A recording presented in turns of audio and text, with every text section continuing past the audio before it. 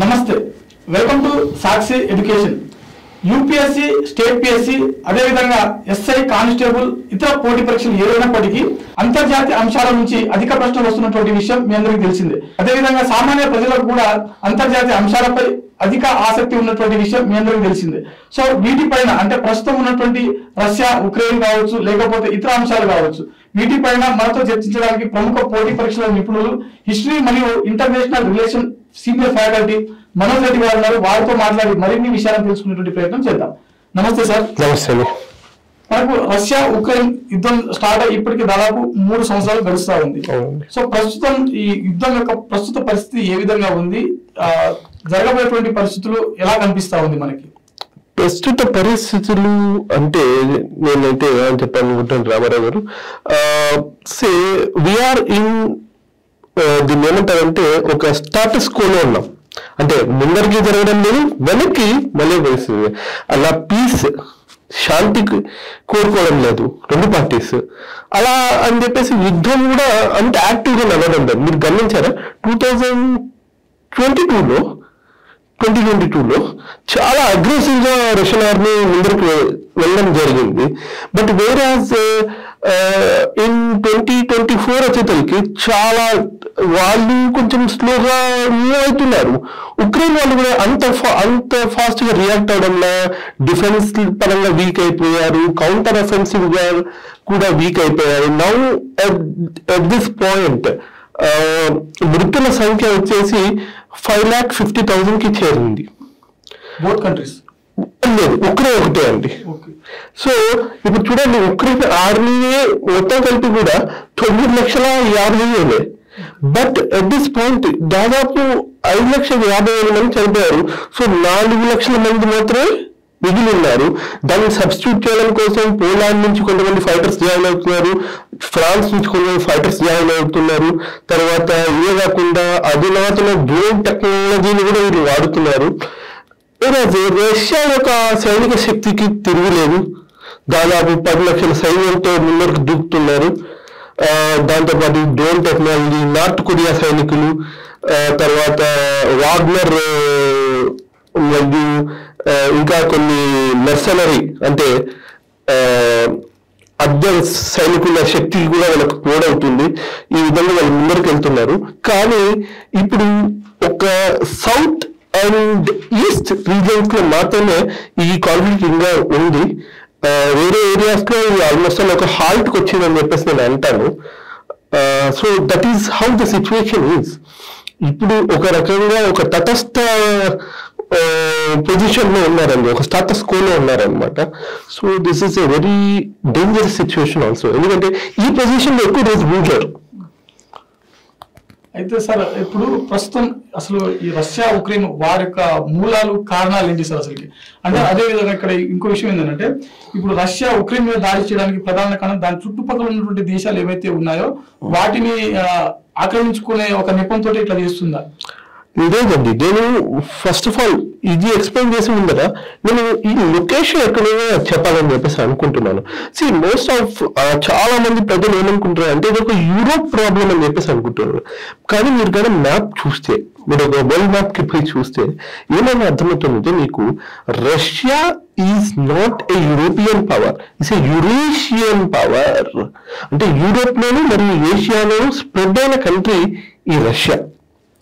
So దీనికి European దేశాల నుంచి దానికి ప్రతిఘటన ఇదవుతుంది, మరి ఏషియా దేశాల నుంచి దానికి సానుకూల వైఖరి కూడా లభిస్తుంది.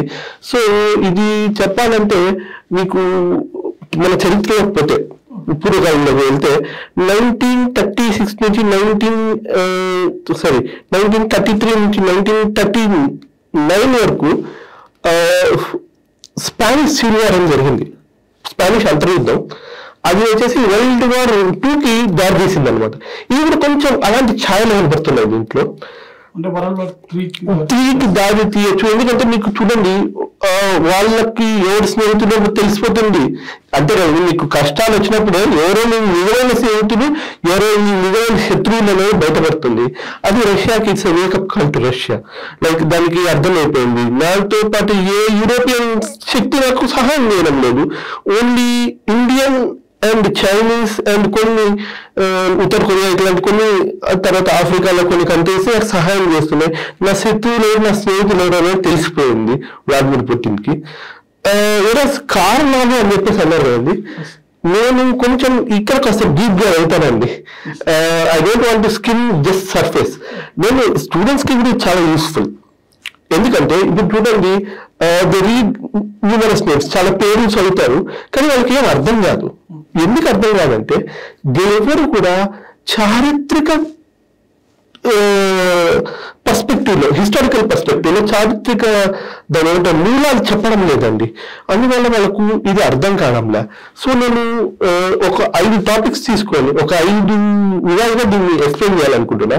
The first thing is geographical, లేకపోతే భౌగోళిక అని చెప్పేసి అంటాం మన తెలుగులో. అయితే భౌగోళికంగా ఎందుకంటే మీరు కదా ఇఫ్ యూ హ్యావ్ మన జాగ్రఫికల్ ఆప్షన్ ఉన్న స్టూడెంట్స్ కి, తర్వాత యూపీఎస్సీ సివిల్స్ ప్రిపేర్ అయిన జాగ్రఫీ స్టూడెంట్స్ కి బాగా తెలిసే థీరీ, దీన్ని హార్ట్లాండ్ థీరీ అంటారు. దీన్ని హారాల్డ్ మకిండర్ అనే ఒక స్కాటిష్ జాగ్రఫర్ 1904లో ప్రపోజ్ చేశారు. దీంట్లో ఏమవుతుందండి, who controls the heartland controls the world island. So the heartland is Central Asia and Russia is the heartland. Who controls the heartland? Control the world island. So ఇప్పుడు Russia is in control of the heartland. So it's now trying to control the world island. World లోని అన్ని islands ని control చేయాలని చెప్పేసి try చేస్తుంది. World లోని అన్ని continents ని దాని కంట్రోల్ ఆల్రెడీ వచ్చేసాయి. ఎందుకంటే మీరు గమనించండి, without doing trade with Russia nobody can survive in this world. ప్రపంచంలో అత్యధికమైన సైనిక శక్తి కలిగిన దేశం, అత్యధిక భౌగోళిక విస్తీర్ణం కలిగిన దేశం కూడా రష్యానే. సో భౌగోళికంగా ఈ కంట్రీని కంట్రోల్ చేయాలనుకోవడం అనేది ఇట్స్ మూర్ఖత్వం. అంటే దాన్ని కంట్రోల్ చేయాలని చెప్పేసి అమెరికా ట్రై చేస్తుంది. అమెరికా ఎక్కడో వేరే ఖండంలో ఉంది. నార్త్ అమెరికాలో ఒక part, United states of America. America is trying to control A Eurasian power. This is not going to happen. So ఇది భౌగోళికంగా వాళ్ళు చేసిన తప్పుదని చెప్పేసి అనుకోవచ్చు. ఇది ఫస్ట్ తప్పుదం. రెండోది ఏంటంటే హిస్టారికల్ పర్స్పెక్టివ్. చాలా మంది అంటే రష్యా మనకు చాలా క్లోజ్ అలా ఉంది. ఇండియన్స్ కి one of the closest and truest friend is Russia. But మనకు రష్యన్స్ గురించి అస్సలేం తెలియదు. మనకు ఏమైనా తెలిస్తే ఒక కమ్యూనిస్ట్ కంట్రీ అని తెలుసు, కానీ యాక్చువల్ రష్యా అంటే ఏంటి? యాక్చువల్గా రష్యన్స్ కి history is very very interesting history అండి. జస్ట్ ఒక 5-6 పాయింట్స్ లో చెప్తాను, ఎక్కువ చెప్పను నేను మీకు. వెన్ యూ సీ రష్యా వచ్చేసి దాని పేరు వచ్చేసి రష్యా అని ఎందుకు వచ్చిందో గమనించాలి మనం. Russian in Latin means the people who రో, అంటే పడవలు తెడ్డు పెట్టే వాళ్ళని రోయర్స్ ని రస్ అని చెప్పేసి అంటారు. రష్యన్స్ వచ్చేసి వీళ్ళు డెన్మార్క్ లోని వైకింగ్స్ అన్నమాట. వీళ్ళు ఆ ప్రాంతానికి వచ్చి అక్కడ ఉన్న లేడీస్ ని పెళ్లి చేసుకొని అక్కడే సెటిల్ అయిపోయి రష్యా అనే కంట్రీని ఫార్మ్ చేశారనమాట. So this is the legend behind the Russians. తర్వాత ఇంకొకటి ఏంటంటే వీళ్ళకి 13th century ఒక పెద్ద కంట్రీ ఉండేది, పెద్ద ఎంపైర్ ఉండేది. దాన్ని ఖైవన్ రూస్ అని చెప్పేసి అంటారు. ఈ ఖైవన్ రూస్ యొక్క క్యాపిటల్ వచ్చేసి కీవ్. సో ప్రతి ఒక్క రష్యన్ లోని హృదయంలోని ఇది ఏంటంటే, మనకి ఇప్పుడు సింధు నాగరికత ఉందండి. సింధు వచ్చేసి ఇప్పుడు పాకిస్తాన్ అండి. బట్ మనం ఇండియన్ హిస్టరీ స్టార్ట్ చేసినప్పుడు మనం సింధు నాగరికత చేస్తాం అనమాట. అందుకని ఎప్పుడైనా మీరు అఖండ భారతదేశంలో Pakistan is also part of Afghanistan and Pakistan are shown as part of అఖండ భారతదేశం. సో అదే విధంగా రష్యన్స్ కూడా ఫీల్ ఏమవుతాడంటే Kyiv which is the capital of Ukraine is our historical motherland. వీరి తర్వాత కాలంలో ఏమైందంటే, తర్వాత మంగోల్స్ యొక్క ఇన్వేషన్స్ వల్ల ఏమైందంటే ఈ ఎంపైర్ అనేది నాశనం అయిపోయింది. తర్వాత చిన్న మాస్కో అనే ఒక రివర్ మీద ఒక చిన్న కంట్రీ ఉన్నది. దాని కింగ్స్ వచ్చేసి రోమనోస్ అని చెప్పేసి అంటారండి వీళ్ళని. ఈ రోమనోస్ మళ్ళీ ఈ కింగ్డమ్ ని ఎస్టాబ్లిష్ చేయడం స్టార్ట్ చేశారు. దాంట్లో one of the greatest person is Peter the Great. ఈ Peter the Great Saint Petersburg city కూడా కట్టింది ఆయన అనమాట. ఆయన ఏం చేశారంటే Moscow which is his small country, it is indefensible. ఎందుకంటే చుట్టూ ఎలాంటి కొండలు కానీ నీళ్లు కానీ లేవన్నమాట. సో ఇతను ఏం చేశారంటే కొంచెం ఎక్కువ విస్తీర్ణం ఉంటే ఏరియాను ప్రొటెక్ట్ చేసుకోవచ్చు అని చెప్పేసి తన కంట్రీని విస్తీర్ణం పెంచుకుంటూ పోయాడు అనమాట. కాంకర్ చేయడం, విస్తీర్ణం పెంచుకోవడం, ఇట్లా చేసుకుంటూ పోయాడు. దాని తర్వాత అతని గ్రాండ్ సన్ అయిన పీటర్ ద థర్డ్ వాళ్ళ వైఫ్ ఉన్నారు, క్యాథరిన్ ద గ్రేట్ అని చెప్పేసి. ఆవిడ దాదాపు సెంట్రల్ ఏషియా తర్వాత ఈస్టర్న్ యూరోప్ ని కూడా కాంకర్ చేసింది అనమాట. చేసి దీనికి యాడ్ చేసుకుంటూ పోయారు అనమాట. మొదటి ప్రపంచ యుద్ధం వచ్చేసరికి మొత్తం యూరోప్ లోనే one of the greatest nation గా రష్యాని తీర్చిదిద్దారు. రష్యా ఇప్పుడు కూడా ఏదైతే మాస్కో రీజన్ ఉందో దానికి ఇప్పుడు కూడా ఎలాంటి కొండలు కానీ గుట్టలు కానీ ఇది లేదండి. రష్యన్స్ ఎప్పుడు మనల్ని చూసి ఈక్ష పడుతుంటారు అనమాట. You're very lucky people because you have mountains, you have mountains, you have rivers, you have deserts, you have forest which are protecting you, but we don't have anything. So అందుకని వీళ్ళు ఏంటంటే విస్తీర్ణం పెంచుకుంటూ పోతున్నారు అనమాట. ఇది 1914 మొదటి ప్రపంచ యుద్ధం జరిగింది. దాని తర్వాత 1918 అది ఎండ్ అయింది. దాని తర్వాత అక్కడ రాజరిక వ్యవస్థ పోయి కమ్యూనిస్ట్ వ్యవస్థ అనేది ఏర్పడింది అనమాట. ఇప్పుడు రెండో ప్రపంచ యుద్ధం చేసిన తర్వాత అంతకుముందు ఓన్లీ కొలోనియల్ ఎంపైర్స్ ఉండేవి. లైక్ బ్రిటిష్ ఎంపైర్ కానీ, ఫ్రెంచ్ ఎంపైర్ కానీ, జర్మన్ ఎంపైర్ కానీ, ఇవి కొలోనియల్ శక్తులు అనమాట. ఇవి ఉండేవి. తర్వాత ఐడియాలజికల్ పవర్స్ డెవలప్ అయినాయి. బెస్ట్ ఎగ్జాంపుల్ చెప్తాను చూడండి, కమ్యూనిస్ట్ కంట్రీస్ అని రష్యా సైడ్ కి చేరాయి. క్యాపిటలిస్ట్ దేశాలు మొత్తం అవన్నీ వచ్చేసి అమెరికా సైడ్ వెళ్ళిపోయినాయి అనమాట. అప్పుడు రష్యా చాలా ఇంపార్టెంట్ రోల్ ప్లే చేసింది. అక్కడే మనకి రష్యాకి మంచి స్నేహం కూడా కుదిరింది. ఎందుకంటే అమెరికన్స్ ఎప్పుడైతే మన మీద అటాక్ చేయాలనుకున్నారో ప్రతిసారి రష్యా మనల్ని కాపాడుతూ వచ్చింది. అక్కడ ఒక లాయల్టీ 1917 వార్ జరిగేటప్పుడు మనకు అమెరికన్స్ పాకిస్తాన్ సపోర్ట్ చేస్తున్నారు, అప్పుడు మన రష్యన్స్ వచ్చేసి మనకు సపోర్ట్ చేశారనమాట. సో ఆ విధంగా మనకు ఒక ఆల్ వెదర్ అలై అనేది మనకి ఏర్పడిపోయింది అనమాట. ఒక ఆల్ వెదర్ అలై అనేది మనకు కుదిరింది. తర్వాత మళ్ళీ similarities between Russians and Indian culture కూడా కుదిరింది. దానివల్ల మనకు ఒక ఐలాభావ సంబంధం ఏర్పడింది. హిస్టారికల్ గా ఎప్పుడైతే వీళ్ళ కంట్రీ యుఎస్ఎస్ఆర్ అనేది 1992లో విచ్ఛిన్నం అయిపోయిందో అప్పుడు ఈ మాస్కో రీజియన్ చుట్టూ ఉన్న కంట్రీస్ యొక్క ఈ షీల్డ్ దాదాపు 16th century నుంచి ఏర్పాటు చేసుకుంటూ వస్తున్నారు. పీటర్ ది గ్రేట్ కానీ, క్యాథరిన్ ది గ్రేట్ కానీ, తర్వాత వచ్చిన రోమనోవ్ డైనాసిటీ వంశస్థులు కానీ, తర్వాత కమ్యూనిస్ట్ కంట్రీ లీడర్స్ కానీ దాన్ని షీల్డ్ లాగా డెవలప్ చేస్తూ వచ్చారు. ఆ షీల్డ్ ఇప్పుడు విడిపోయింది. ఎందుకంటే USSR was Russia plus 15 countries. ఆ 15 కంట్రీస్ బయటకు వచ్చేసాయండి. సింగిల్ రష్యా మిగిలిపోయింది. సింగిల్ రష్యా మిగిలిపోయేసరికి రష్యన్స్ నౌ ఆర్ వెరీ చారిత్రాత్మకంగా చాలా వీక్ పొజిషన్ లో ఉన్నారు. అండ్ ఇప్పుడు వాళ్ళు ఏంటంటే మా ఓల్డర్ భూభాగాలు ఉంటే మాకు ప్రొటెక్షన్ బాగుంటుంది కదా అని ఒక థాట్ ప్రాసెస్ అనమాట. ఇప్పుడు మనం భౌగోళికంగా చెప్పుకున్నాం, చారిత్రకంగా చెప్పుకున్నాం. నెక్స్ట్ వచ్చేసి కల్చర్ అండి. మీరు కానీ ఇప్పుడు చూస్తే రష్యా తర్వాత దాని చుట్టుపక్కల ఉన్న ఏరియాస్ లో ప్రజలు ఉన్నారు కదండి, వీళ్ళందరూ ఒక తెగకు సంబంధించిన వాళ్ళు. These people are called Slavic people. వీళ్ళ లాంగ్వేజ్ కూడా విచిత్రంగా ఉంటుంది. మీరు ఎప్పుడైనా రష్యన్ లివర్స్ చూసారా? చాలా విచిత్రంగా ఉంటాయండి. అది వచ్చేసి that script is called Cyrillic script. Cyrillic script అని చెప్పేసి అంటారు. ఇది వచ్చేసి గ్రీక్స్ దగ్గర నుంచి వీళ్ళు నేర్చుకున్నారు, రష్యన్స్ నేర్చుకున్నారు. ఎందుకంటే రష్యన్స్ చర్చ్, గ్రీక్ చర్చ్ రెండు ఒకటే. ఆర్థోడాక్స్ కెథలిక్ చర్చ్ అని చెప్పేసి అంటారు. వాళ్ళు ఫాలో అయ్యే చర్చ్, వీళ్ళు ఫాలో అయ్యే చర్చ్ ఒకటే. వాళ్ళ లాంగ్వేజ్ వచ్చేసి సిరిలిక్ అనమాట. వీళ్ళు అడాప్ట్ చేసుకున్నారు. సో బేసికల్ గా చాలా డిఫికల్ట్. వాళ్ళ లాంగ్వేజ్ మనం ఎవరు రాయలేరు. రష్యన్ నేర్చుకోవడం కూడా చాలా పెద్ద కష్టమైన టాస్క్ అది. దాదాపు మన వాళ్ళు ఎంబీబీఎస్ చేయడానికి ఉక్రెయిన్ రష్యా వెళ్తారు కదండి, దాదాపు 1 year వరకు ఫస్ట్ లాంగ్వేజ్ నేర్పిస్తారు. అదర్వైజ్ ఇంకొకటి, and they are very proud people. వాళ్ళు ఇంగ్లీష్ మాట్లాడినంత, మనం మాట్లాడతాం ఇంగ్లీష్, వాళ్ళు మాట్లాడుతున్నంత ఇంగ్లీష్, వాళ్ళ భాషలో వాళ్ళు మాట్లాడుతూ. అప్పుడు కూడా చూడండి, మీరు వ్లాదిమిర్ పుటిన్ వస్తారు కదా, ఆయనతో పాటు ఒక లేడీగా జెంట్గా తెచ్చుకుంటారు. వాళ్ళు ఏంటంటే ఇంటర్ప్రిటర్స్. వాళ్ళు మాట్లాడేది చెప్తారనమాట. It's not like Vladimir Putin కి దాదాపు 5 లాంగ్వేజెస్ వచ్చండి. ఎందుకంటే హీస్ అ స్పై, అతను సీక్రెట్ ఏజెంట్.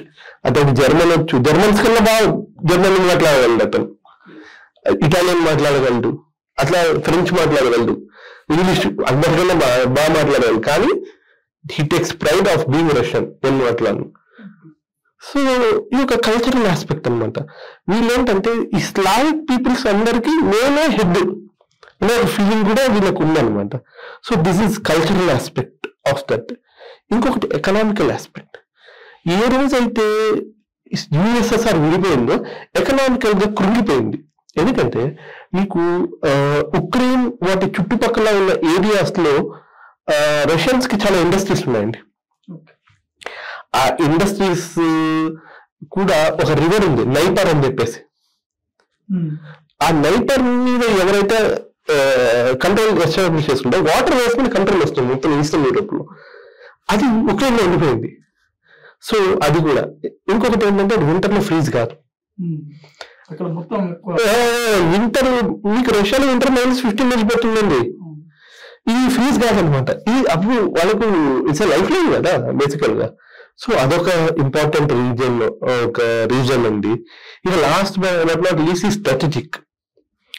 రష్యా విడిపోయినప్పుడు అంటే యుఎస్ఎస్ఆర్ విడిపోయినప్పుడు దానికి సపోర్ట్ చేసే ప్రజలు ఉన్న ఏరియాస్ కొన్ని ఉక్రెయిన్లోను, కొన్ని మోల్డోవాలోను, కొన్ని ఈస్టోనియా దగ్గర ఉండిపోయాయి అనమాట. అంటే ఈ people they have their allegiance to Russia. అంటే వాళ్ళకు వాళ్ళు దే హ్యావ్ డిక్లేర్డ్ మేము రష్యాలో పార్ట్ అవ్వాలని చెప్పేసి అనుకుంటున్నాం. ఇప్పుడు మోల్డోవాలో ట్రాన్స్నిస్ట్రియా, గోగాజియా అని చెప్పేసి 2 ఏరియాస్ ఉన్నాయి. They openly want to join Russia. తర్వాత రష్యాకు ఒక చిన్న ఎన్క్లోజర్ ఉందనమాట. ఇక్కడ ఎస్టోనియా దాటి ముందరకు పోతే ఉంటుంది కాలినింగ్రాడ్ అని చెప్పేసి. అక్కడ రష్యా తన బాల్టిక్ ఫ్లీట్ ని పెట్టుకుంటుంది. అదొక ఎన్క్లోజర్ ఉంది. కింద నగోర్నో కోర్బాక్ అని చెప్పేసి జార్జియా పక్కన ఉన్నాయి. సో ఇవన్నీ మొన్నటి వరకు క్రిమియా కూడా 2014 వరకు క్రిమియా కూడా ఉక్రెయిన్ దగ్గర ఉంది. క్రిమియాలో దాదాపు 52% ఆర్ రష్యన్స్. సో బేసికల్ ఏంటంటే ఈ స్ట్రాటజిక్ ఇంపార్టెన్స్ కూడా చాలా ఉన్నాయన్నమాట దీనికి. So with all this in perspective ఈ రీజన్స్ ఉన్నాయి. అండ్ ప్రతిసారి అమెరికా ఈ రీజన్స్ ని ఇది చేస్తూ ముందుకు వస్తుంది కాబట్టి Russia is now fighting back. So this is the reason. These are the reasons, and these are not just one reason. ఇంకొకటి ఏంటంటే before I conclude this reasons ఒక చిన్న చెప్పాను. 1992లో Russians are very simple people and you say something to Russians they take it very simply. అంటే మీరు ఒకటి చెప్పారనుకోండి, బ్రదర్ ఈ రోజు మనం షాపింగ్కి వెళ్ళాము అని చెప్పేసి వాళ్ళు నిజంగా నమ్మేస్తారు. పాపం ఈవెన్ ఇన్నసెంట్ గాయ్ అంటే not like that innocent, like I want to say that he believes that other people are serious when they talk. Americans ఎట్లా అంటే నోటికి ఏది వస్తుంది అది మీకు ఆల్రెడీ అర్థమైపోతుంది. లైక్ కంపెనీ చూస్తే మీకు అర్థమైపోయి ఉంటుంది. అంటే ఎర్రాటిక్ బిహేవియర్ అండి అమెరికన్స్ ది. 1992లో ఈ విడిపోతున్నప్పుడు దే నీడ్ కొన్ని సెక్యూరిటీస్ అడిగాడు అనమాట. Mikhail Gorbachev was then the president of USSR and Russian federation. ఆయన కొన్ని ఇది అడిగాడు, మిమ్మల్ని నమ్మి మేము లైక్ వదిలేస్తున్నాం, మా సైనిక శక్తిని తగ్గించుకుంటున్నాం. రేపు పొద్దున NATO North Atlantic Treaty Organization మా సైడ్ ఎక్స్పాండ్ కాదు అనే దానికి మీరు ఏమైనా మాకు గ్యారంటీ ఇస్తారా అంటే, then American secretary of the state ఏమన్నారంటే నాట్ 1 ఇంచ్ సార్, 1 ఇంచ్ కూడా నేను ఉండకు పోను. ఆ రోజు హామీ ఇచ్చినారు. లాస్ట్ 15-16 years లో దాదాపు రష్యా చుట్టూ ఉన్న కంట్రీస్ అన్ని జాయిన్ అయిపోయినాయి నాటోలోకి. 1997లో పుటిన్ రిక్వెస్టెడ్ మమ్మల్ని కూడా జాయిన్ చేసుకుని నాటోలో పని అయిపోతుంది కదా అని చెప్పేసి. బిల్ క్లింటన్ దాన్ని అవాయిడ్ ఇట్. సో రిపీటెడ్లీ జైనిస్తాడు, నువ్వు ఫస్ట్ ప్రామిస్ చేస్తావు అసలు పోనని చెప్పేసి. Then what you have done, అందరం జాయిన్ చేసుకున్నాం. దాని తర్వాత 1997లో నేను జాయిన్ అవుతానంటే నేను జాయిన్ చేసుకోలే. సరే ఇంకొకటి ఇదే కాకుండా రష్యాకి ఒక క్లయింట్ స్టేట్ ఉందండి ఆ ఏరియాలో, ఈస్టర్న్ యూరోప్ లో, దాని పేరు సెర్బియా. Belgrade, Serbia. సెర్బియాని నాటో వాళ్ళు, సెర్బియన్స్ ఏం చేశారు, సెర్బియన్స్ కి బోస్నియన్స్ కి యుద్ధం జరుగుతుంటే నాటో వాళ్ళు అటాక్ చేసేసి ఇంటర్నల్ ఇష్యూ అది సెర్బియా కంట్రీకి చేరేసి వాళ్ళని సెర్బియన్స్ ని, ప్రెసిడెంట్ ని, జనరల్ ని అరెస్ట్ చేశారనమాట. వాళ్ళంతా రష్యా సైడ్ చూస్తున్నారు, మీరు ఎవరైనా ఇంటర్వ్యూలు అవుతారా మిమ్మల్ని ఒక హెల్ప్ చేయడానికి. సెర్బియన్ వాళ్ళు, Russians were unable to help, ఎందుకంటే నేను ఇంటర్వ్యూ కాదు అని చెప్పేశారు కదా. ఆ తర్వాత Vladimir Putin felt that like అప్పుడు ఇంటర్ఫియర్ అవ్వాల్సింది నేను, ఇట్లా మళ్ళీ ఇంకెప్పుడు రిపీట్ కాకుండా చూసుకుంటానని చెప్పేసి from 2010 onwards he has been very active. అంటే సైనిక శక్తి ఇంప్రూవ్ చేసుకుంటున్నాడు, ఎకనామిక్ పరంగా ఇంప్రూవ్ అవుతున్నాడు, చైనాతో కలుస్తున్నాడు, ఇండియాతో కలుస్తున్నాడు, బ్రిక్స్ కంట్రీ ఇది ఫార్మేషన్ జరిగింది. So international is getting exposed అనమాట. లైక్ ఇరాన్ తో ఇది, అంటే ఎవరెవరైతే అమెరికన్స్ కి వ్యతిరేకంగా ఉన్నారో ఆ కంట్రీస్ అంతా హీస్ మిక్సింగ్ అనమాట. ఎందుకంటే somewhere down the line he no longer trusts America.